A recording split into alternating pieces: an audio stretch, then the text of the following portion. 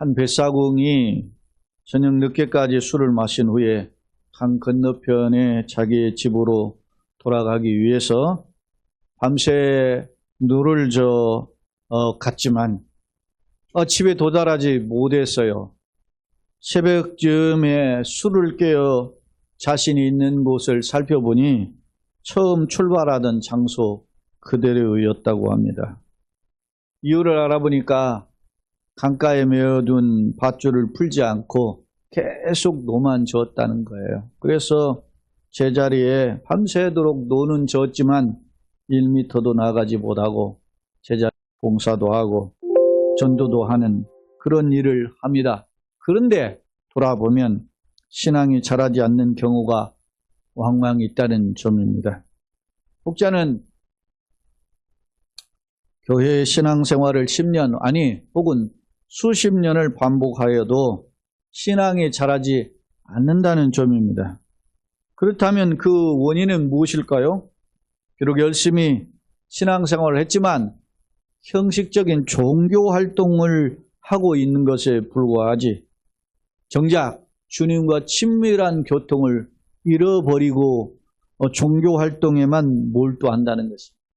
왜 그렇다고 생각합니까? 그것은 바로 세상 것에 가득 붙들려 있기 때문입니다. 세상의 염려, 예를 들면 건강 문제라든지 돈의 문제라든지 진로의 문제라든지 내 직장이라든지 사업장이라든지 이런 자녀의 문제라든지 이런 것 때문에 정작 주님을 바라보는 일에 게으르기 때문이라는 것입니다. 하지만 반대로 건강한 신앙은 그런 문제를 뛰어넘는 삶인데요. 그 삶의 비결은 말씀의 능력에 붙들려서 주님과 교통하는 삶이라는 것입니다. 안타깝게도 이 땅에서 상당수의 기독교인들이 외형적 종교 활동을 잘하는 것이 훌륭한 신앙인 것처럼 착각하면서 산다는 점입니다. 성도 여러분, 그렇다면 나의 모습은 어떠합니까? 복자가 예전에 제가 한번 소개했었는데 신앙을 1류, 2류, 3류로 분류를 했어요. 3류 신앙은 예를 들면 교회를 출석하고 예배하고 헌금하고 봉사도 다 해요. 그런데 이것이 억지로 해요. 부득이함으로 한다는 겁니다.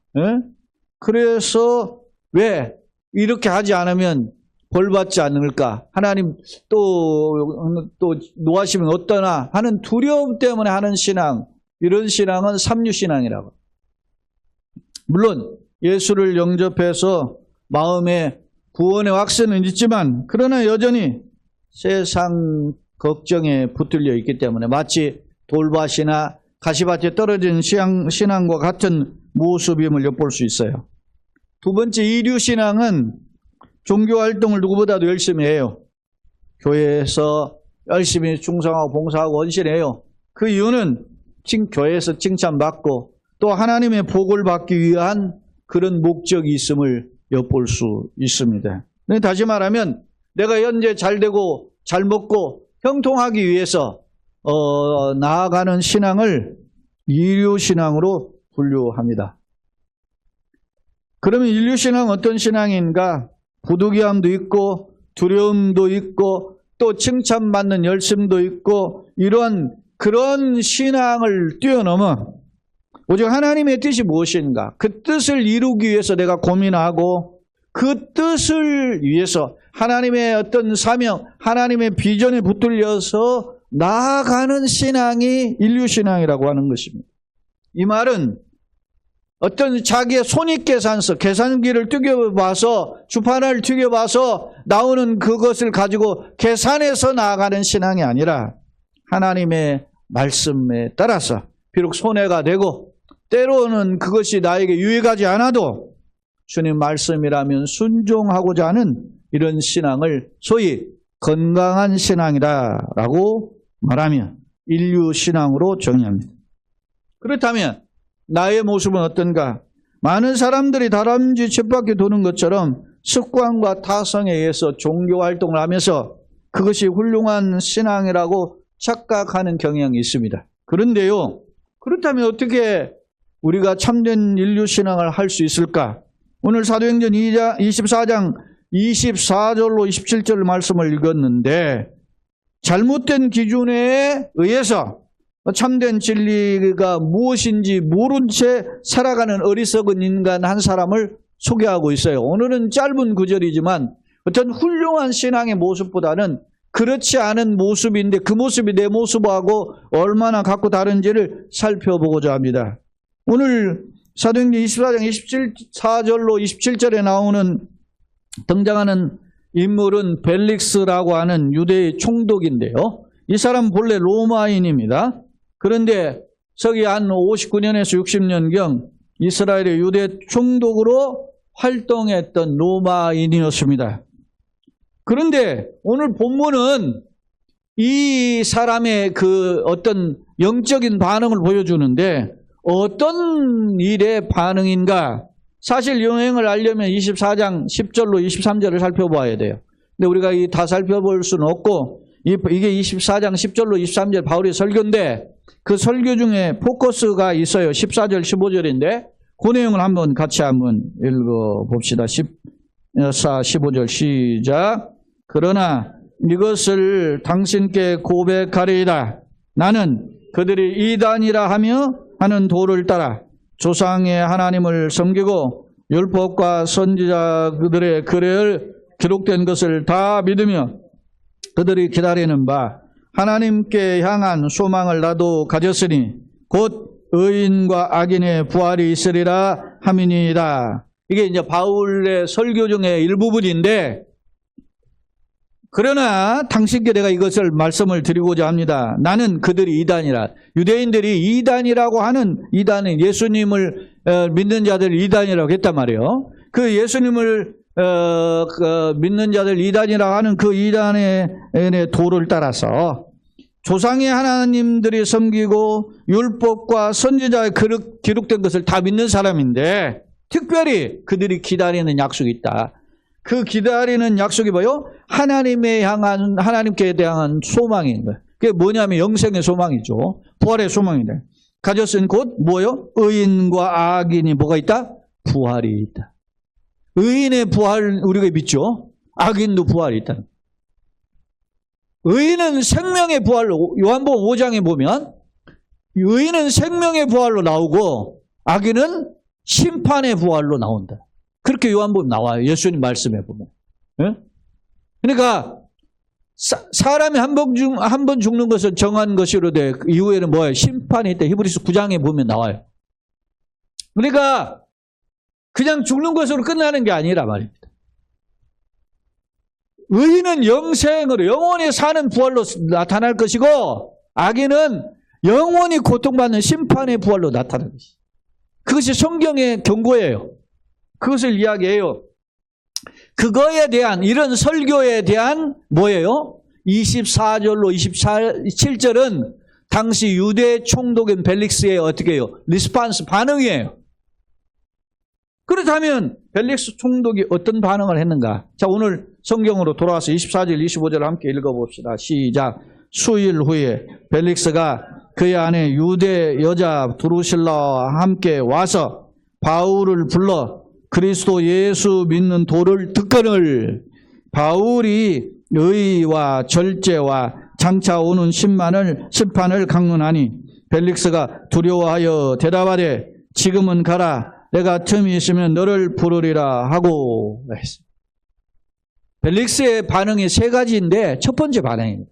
며칠 수일 후에라고 그랬잖아요. 이게 얼마인지는 모르지만 얼마의 시간이 지난 뒤에 또 감옥에 있는 바울을 이 벨릭스라는 총독이 불러다가 듣게 됩니다. 그를 심판한다는 명목이지만 바울이 너 죄목을 변정해야 될 거 아닙니까? 너 죄인이니까 이야기하잖아요.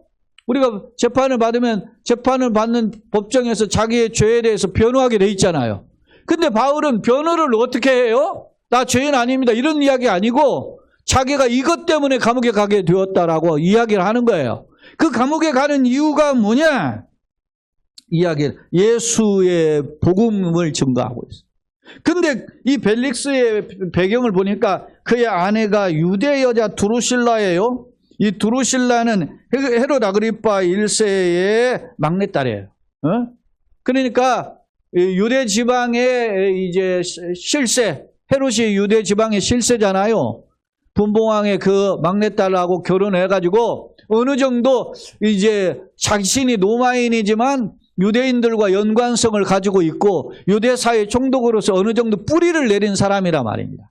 그래서 유대의 문화도 알고 있고 결혼도 했고 그런 내용을 알아요. 그런데 바울이 25절에 바울이 의와 절제와 장차 오는 심판을 강론해. 똑같은 설교를 또 하는 거예요. 예? 복음의 핵심을 설교하는 거지 이게. 설교하니 벨릭스가 어떻게 했어요? 두려워했다. 잘 나가는 당시 세계 최강의 국가, 세계를 정복하여 세계 제1의 국가였던 로마의 총독이 있다. 예? 그런 총독이 하나님의 의와 심판에 대해서 이야기할 때 두려워했으면 알 수 있어요. 왜? 그도 인간이기 때문에. 아무리 위대한 자도 두려워요. 여러분 보세요. 제가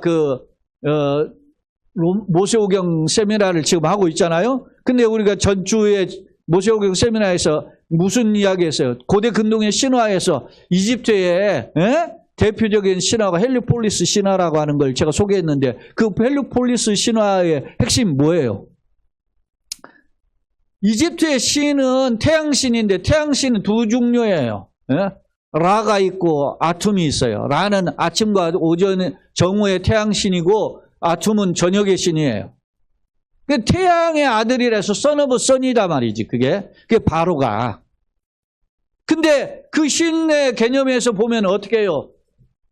이집트의 피라미드, 높은 피라미드를 지는 그 무덤가에 있으면 신이 내려와서 그 영혼을 데리고 간다고 생각하니까 그런 피라미드를 짓는 거야.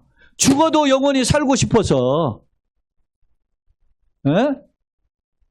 그게 인간이에요. 바울이 의와 심판에 대해서 설교를 할 때 바울이 생각이 아니고 성경에 나온 이야기잖아요. 설교할 때 이 벨릭스가 두려워했어. 다시 말하면 마음이 흔들렸다.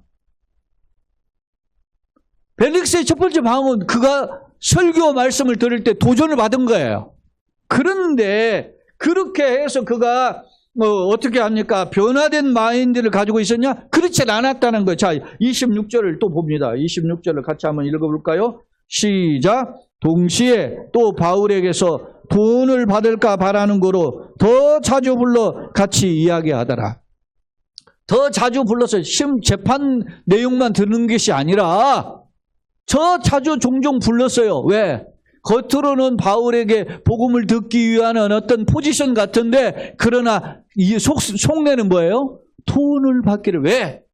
재판을 할 때 돈 받으면 돈을 내면 뇌물을 주면 어떻게 해요? 형량을 감해주고 석방해주는 그런 전례가 우리 사회도 그랬잖아요. 그렇게 하기 위해서 이 돈을 받기 위해서 바울을 자주 불렀던 이야기했다. 바울의 메시지를 여러 번 들은 거예요. 한두 번 들은 게 아니야. 그러나 돈에 매여 있는 인생의 말씀. 벨릭스의 두 번째 인생은, 두 번째 모습은 돈에 매여 있어. 사랑하는 여러분, 예전에 우리 여기 옆에 군산 횟집을 하시다가 지방에 시골로 내려가신 집사님 네 분이 있죠. 부인 집사님이 정금순 집사님인데 남편도 집사님인데 교회를 잘 안 나와요. 부인이 11조 하는 것이 못마땅한. 그런데 부인이 설득을 한 거예요. 우리가 먹을 것만 있으면 반드시 11조를 해. 없어도 해야 되는데 우리가 먹고 살잖냐.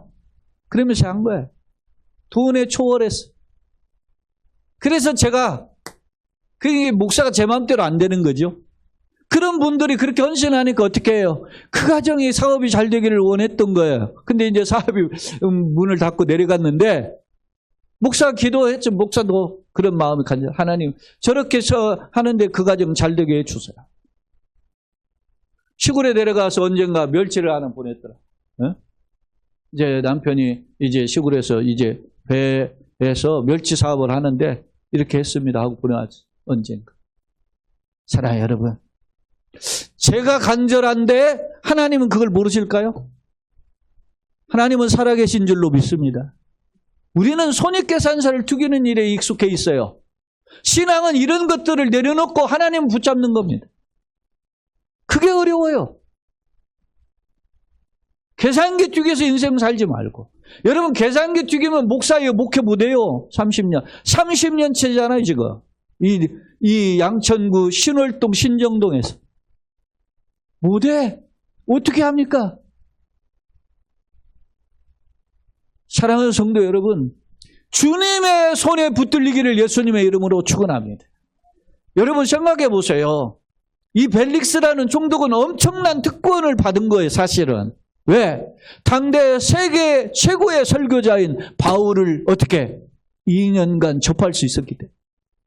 그런데 그를 통해 듣는 하나님의 메시지를 어떻게? 다 외면해 버리고 말았어요. 왜? 이놈의 돈 때문에. 제가 노예는 갈라졌지만 교류하는 목사는 두 가정이 있어요. 한 분은 세계신학교 사무총장이고 하나는 전국을 돌아다니며 외국을 다니면서 목회자 세미나를 하는 거 116차인가 했다고 제가 예전에 소개했죠.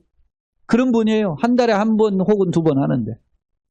근데 그 자녀들이 아버지 교회 안 나오고 딴 데 다녀. 왜? 하나는 결혼한 놈이. 왜? 지네 아버지의 가치를 몰라. 생각해 보세요. 그 목사가 얼마나 저는 그 목사를 0.1% 대한민국 0.1% 목사라고 해요. 지금도 지하철 앞에서 전도해. 네? 여러분 보배를 모르는 거지. 진리를 모르는 거지. 돈을 받을까 바라는 거로 바울을 만나기 위한 목적은 돈이야. 돈. 그런데 바울이 무슨 돈이 있습니까? 알거지. 예? 전도자인데. 자, 27절 세 번째 벨릭스의 반응을 봅시다. 27절 마지막 절인데 같이 읽어봅시다. 시작. 이태가 지난 후 보르기오 베수도가 벨릭스의 소임을 이어받으니 벨릭스가 유대인의 마음을 얻고자 하여 바울을 구류하여 두리라. 2년간 유대인들이 반발을 사지 않기 위해서 바울이 죄가 없음을 알고도 석방할 수 있는데도 2년간 붙잡아 두었다는 거예요. 이거 악질입니다, 이거. 에? 바울이 죄명이 없다는 것을 너무 잘 알아요. 그 죄가 없다는 걸. 그런데도 민심, 왜? 자기가 유대인의 총독이기 때문에 유대인의 민심을 잃어버리면 안 되기 때문에. 에?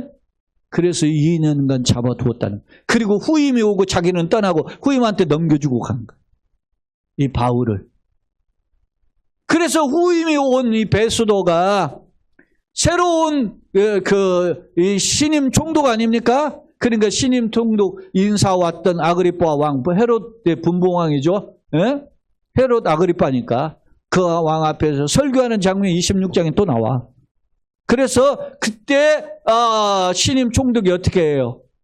이거 보니까 이건 석방할 사람이 아무 죄명이 없는데 그렇게 석방을 하니까 바울이 어떻게 해요? 나를 석방하지 말고 노마에 보내달라 그래. 왜? 석방하면 스탠바이 하고 있어. 누가? 유대인들이 결세대들이 조직이 돼가지고 바울을 죽이려고. 그러니까 바울이 자기는 죄수의 신분으로 노마에 압송돼서 황제 앞에 재판받겠다고 그렇게 해서 떠나는 장면이 나오잖아요. 사랑 여러분, 벨릭스의 세 번째 반응이 뭡니까? 민심 때문에 바울을 석방하지 못한 거예요. 사랑 여러분, 오늘날 사는 사람들의 모습이 뭡니까? 진리를 알고도 두려워하지만 그러나 돈 때문에, 그러나 민심 때문에 신앙을 멀리하는 사람이 너무 많습니다. 제가 소위 말하는 소위 잘 나가는 국회의원들이나 정치하는 사람들 교회 언제 와요? 매주 옵니까? 선거 때만 오잖아요. 민심을 얻기 위해서. 표 한 장 얻기 위해서. 그거 뭐 몇 푼 헌금하는 거 그거 와서 그걸 무엇은 목사가 그게 뭐 대단한 일이라고 교회 앞에 이렇게 세우고 박수 쳐주고 그러냐고. 그 어리석은, 나는 그런 목사들이 어리석은 목사라고 생각해요.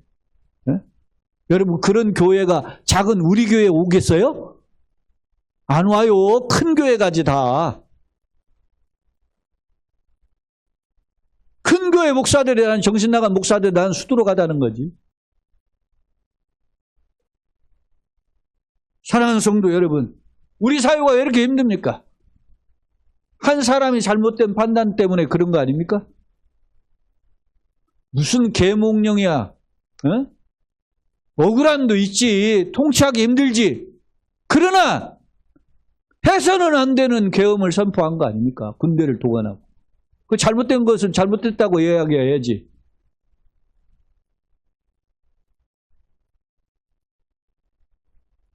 물론 그것을 빌미를 제공한 그 야당의 교활한 대표, 교활해 내가 봐는 그 사람이. 그러나 여러분, 여러분 생각해 보세요. 나에게 5년을 대통령으로 맡겼을 때 내가 어떻게 할까? 최선을 다할 텐데. 두려워하며, 하나님을 두려워하며. 그럴 수 있나요? 사랑하는 성도 여러분, 나라면 어땠을까 한번 돌이켜보아야 될 부분 아닙니까? 오늘 본문의 말씀을 통해서 나는 어떨까? 어떤 반응을 취할까? 여러분, 사도 바울은, 그러면 이렇게 설교했던 사도 바울은 어떤 영적인 스탠스를 가지고 있었는가 한번 두 곳에서 한번 살펴봅니다. 먼저 사도행전 20장 22절로 24절을 한번 봅시다. 자, 바울이 지금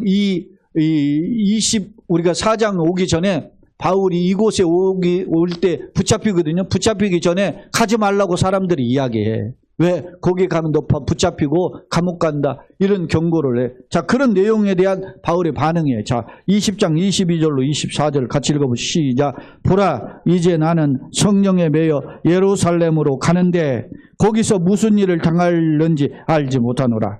오직 성령이 각 성에서 내게 증언하여 결박과 환난이 나를 기다린다 하시나 내가 달려갈 길과 주 예수께 받은 사명 곧 하나님의 은혜의 복음을 증언하는 일을 마치려 하면은 나의 생명조차 조금도 귀한 것으로 여기지 아니하노라. 사랑하는 여러분, 각 성에서 여러 사람들이, 여러 제자들 다 그 사람들도 은혜 받은 사람들이에요. 그 사람들이 바울을 만류하는 거예요. 가면 안 됩니다. 예루살렘에 가서 감옥에 갑니다. 가지 마세요. 막 만류를 해. 그걸 알아 바울이 지금. 아는데도 자기 마음에 매임이 있다는 거. 무슨 매임? 성령의 매임이 있다. 매여서 가는데 곧 나의 달려갈 길과 주 예수께 받은 사명 곧 하나님의 은혜의 복음을 증언하는 일을 마치려 하면은 나의 생명조차 조금도 귀한 것으로 여기지 아니야. 사랑하는 여러분, 사도행전 20장 24절은 제가 전도사 때 저의 사명의 구절이었어요. 바울처럼 주님, 내가 이 길을 걸어가는 일에 나의 생명조차 귀한 것으로 여기지 않고 갈 수 있도록 도와주세요. 제 기도예요, 이게. 보세요. 21장, 시간이 좀 더 흘렀습니다. 이 20장의 이야기는 지금 누구에게 하는 말이냐면 이 에베소의 장로들 불러놓고 한 설교의 내용 중에 있는 이야기예요. 에베소 장로들한테 헤어지면서 다시 불러놓고 어금맞고 막 울거든요. 울면서 이야기를 하는 거예요. 20장은. 그리고 21장은 이제 시간이 돌려서 좀 더 갑니다. 자, 21장 10절로 13절 한번 같이 읽어봅시다. 여러 날 머물러 있더니 아가보라 하는 한 선지자가 유대로부터 내려와 우리에게 와서 바울의 띠를 가져다가 자기 수족을 잡아매고 말하기를 성령이 말씀하시되 예루살렘에서 유대인들이 이같이 이 띠 임자를 결박하여 이방인의 손에 넘겨주리라 하거늘 우리가 그 말을 듣고 그곳 사람들과 더불어 바울에게 예루살렘으로 올라가지 말라 권하니 같이 우리 크게 읽어봅시다. 바울이 대답하되 여러분이 어찌하여 울어 내 마음을 상하게 하느냐. 나는 주 예수의 이름을 위하여 결박당할 뿐 아니라 예루살렘에서 죽을 것도 각오하였노라 하니. 그렇게 하니까 이제 더 이상 만류하지 못하고 바울을 보내요. 그리고 이제 배 타고 오는 겁니다. 자기는 결박당할 뿐 아니라 죽을 것도 각오했다. 민족 복음화를 위해서. 예? 예루살렘에 가서 구제헌금 가져다 주면서 예수님 알지 못하는 민족 백성들에게 복음을 전하기 위해서 바울이 가는 겁니다. 사랑하는 여러분, 차원이 다르잖아요. 우리가 찬양 중에, 복음 찬양 중에 예수님처럼 바울처럼 그렇게는 살 수 없을까? 그런 찬양하죠. 이게 이방에 알린 찬양이 아닙니다. 여러분, 우리가 나그네 길 어간에 이렇게 살 수 있다면,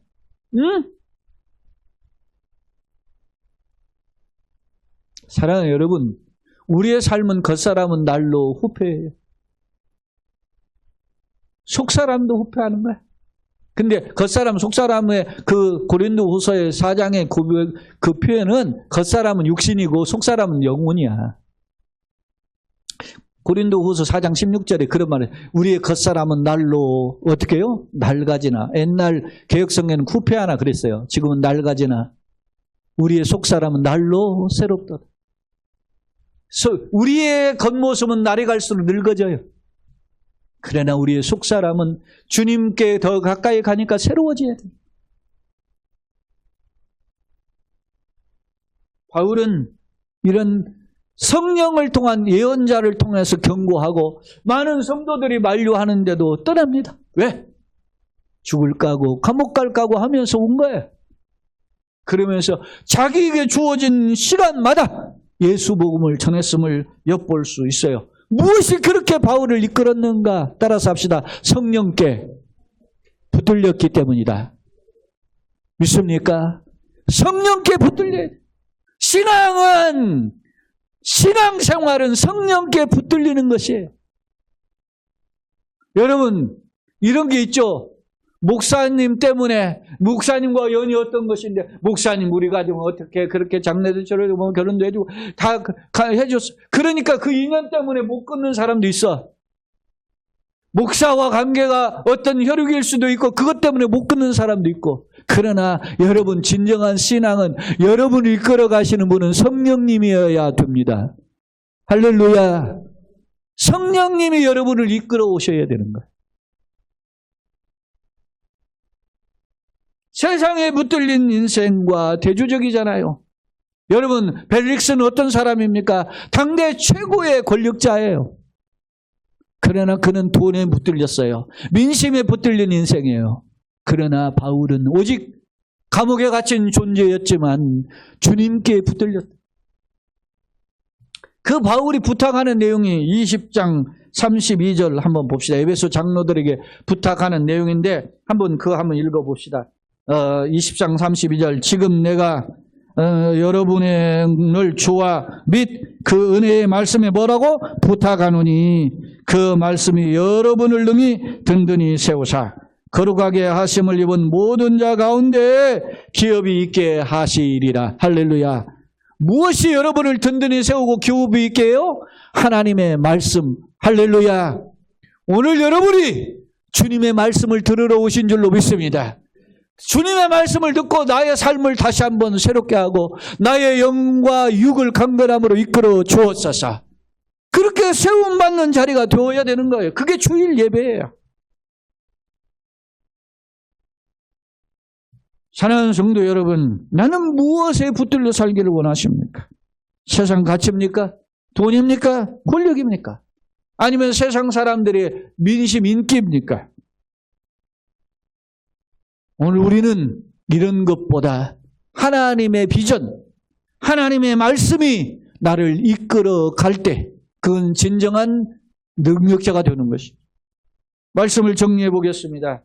그런데요, 이렇게 살려고 하는 목사, 저 자신에게도 고민이 있어요. 왜 없습니까? 여러분에게도 이런 고민을 안 하는 게 아니잖아요.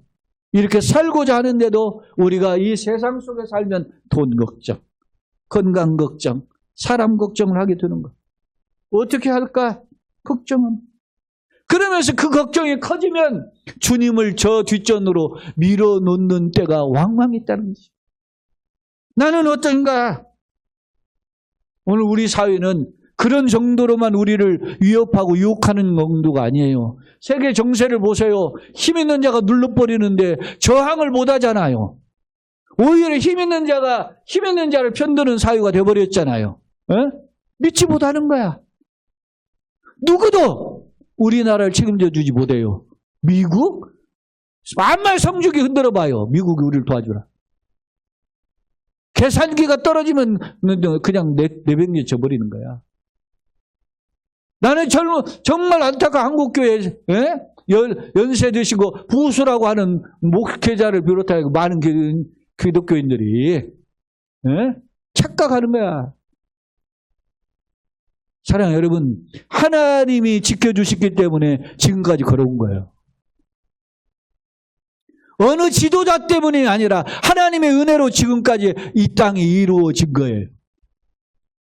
단지 그 지도자를 사용하셨을 뿐이지. 그렇기 때문에 우리는 그 누군가의 지도자보다 하나님을 두려워해야 돼요. 하나님의 뜻이 어디 있는가를 봐야 되는 거예요. 그것을 고민하는 교회가 되고 목회자가 되어야 되고 성도들이 되어야 되는 거예요. 에이든 토저, AW 토저의 이야기를 제가 여러 번 이야기하죠. 토저가 무슨 말을 했습니까? 현대 교회가 가장 직면한 가장 큰 문제는 하나님, 성령님과 우리와의 관계다 그랬어요. 그 어떤 관계가 아니에요. 돈이 중요한 게 아니야. 그 어떤 누군가의 관계가 아니야. 주님이 우리를 불쌍히 여기시느냐가 나의 관계. 때문에 하나님, 내 인생을 주님께 맡깁니다. 내 가정을 주님께 맡깁니다. 내 사업장을 주님께 맡깁니다. 나의 건강을 주님께 맡깁니다. 주님 도와주시옵소서. 그렇게 기도해야 되는 거예요. 여러분, 말씀을 정리합니다. 예수님이 부활하신 예수, 사흘 만에 십자가 죽으시고 사흘 만에 부활하신 예수님이 부활하심에 대한 기록이 마태, 마가, 누가, 요한복음에 다 있어요. 근데 부활하신 예수님이 누굴 만나 주셨을까요? 누굴 만나 줬어요? 세상 사람 안 만났어요. 예수님의 제자들 만나.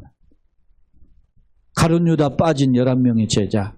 그 중에 또 한 명 빠진, 도마 빠진 10명의 제자. 아니면 또 7명의 제자. 그리고 예수님을 따라서 12제자는 아닌데 예수님을 참 열심히 따랐던 그 막달라 마리아, 그리고 글로바와 그의 아내 마리아. 이런 사람들에게 만났어요. 그리고 예수님이 하신 명령이 똑같아요. 이 사복음서를 다 살펴보세요. 명령이 똑같아. 뭐라고 해요? 모든 족속을 제자 삼으라. 마태복음에서는. 마가복음에는 온 천하를 다니 만민에게 복음을 전파하라. 누가복음에서는 너희는 이 일의 증인이 되라. 부활의 증인이 되라 말이죠. 요한복음에서는 베드로에게 내 양을 먹이라. 내 양을 치라. 똑같아. 다 네 가지가 공통점이 뭡니까? 생명을 살리는 일에 최선을 다. 오늘 나는 어떤가? 생명을 살리는 일에 어떤 관심을 가지고 있는가? 사랑하는 성도 여러분, 예수님은 마태복음 6장에서 산상수훈이죠. 산상수에서 너희는 먼저 그의 나라와 그의 의를 구하라. 그리하면 이 모든 것을 너희에게 더하시라. 6장 33절에서 말씀해요. 이에 대한 바울의 고백이 고린도전서 10장 31절에 보면 그런즉 너희가 먹든지 마시든지 무엇을 하든지 다 하나님의 영광을 위하여 하라 했어요. 그리고 갈라디아서 2장 20절 바울의 고백이 난 이렇게 살겠다는 고백. 우리 다 같이 한번 읽어봅시다. 시작. 내가 그리스도와 함께 십자가에 못 박혔나니 그런즉 이제는 내가 사는 것이 아니요 오직 내 안에 그리스도께서 사시는 것이라. 이제 내가 육체 가운데 사는 것은 나를 사랑하사 나를 위하여 자기 자신을 버리신 하나님의 아들을 믿는 믿음 안에서 사는 것이라. 할렐루야. 내가 왜 사냐? 예수님을 믿음 안에서. 그 예수님과 동행하며 사는 것. 사랑하는 성도 여러분, 우리가 어려운 시대를 걷고 있습니다. 이 시대에 예수님과 함께 걸어가는 우리 자신과 가정과 교회와 이 땅의 한국 교회와 나아가 5대양 6대주를 누비는 주의 종들이 다 되기를 예수님의 이름으로 축원합니다. 아멘.